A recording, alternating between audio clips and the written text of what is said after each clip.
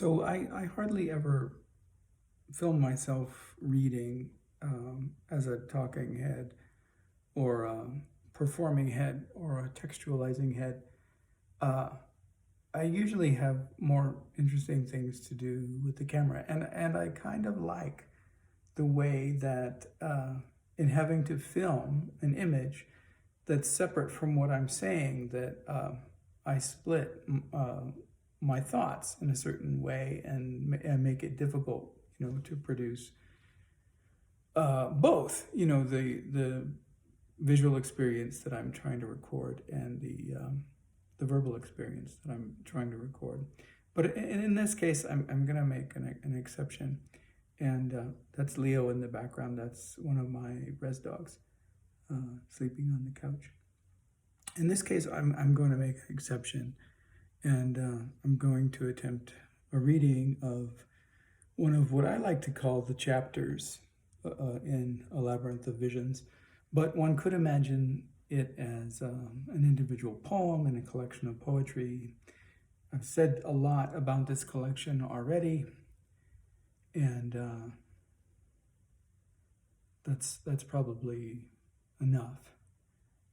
So this chapter is called The Book of Books.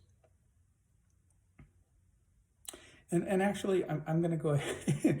I had promised to film myself reading this poem, but I've changed my mind, and I'm actually going to switch to a different kind of visual imagery. So let me see if I can switch this while I'm filming. I'm not sure that I can. We'll see. We'll see if I can. When past and present meet, they carve their untold truths in the book of Reincorporation, where words lie together making love and speaking falsehoods. While on the horizon of the figurative, the book of broken promise gathers together its distant voices. I opened the book of submergence between longing and fulfilled desire, tearing the page of its eyelid in the old worn folds that marked my place on the passage of mouth, sense, and torrent. Words flicker in the candle flame of the book of half-truth, wounding the alcoves of its stubborn lexicon that struggles in the embrace of luster, shadow, and catastrophe. Voices in the invidious book of signs rippled through what was and wasn't spoken, spreading their ashes over this imperishable century of doors and odors.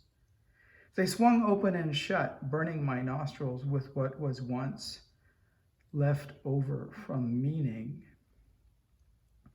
In the book of stars, hieroglyphs of light fill the fire of ascent through the deathly dark light of the heart, casting ghostly shadows on the snowy premonitions of your destiny. Melting like amber this melancholy music of uncertainty. And through the book of the gate I drew pearly anticipation, unrestrained by the weighty stone of self-doubt. It blossomed in syllables like the fragrant petals of lilacs left to be discovered by imaginary travelers through the gardens of memory. Those who found themselves parched by the codex and still speaking of love, grown older than the secret life of dizzy bees. Those who saw themselves through eyes more intricate than the coil of the cocoon of belonging.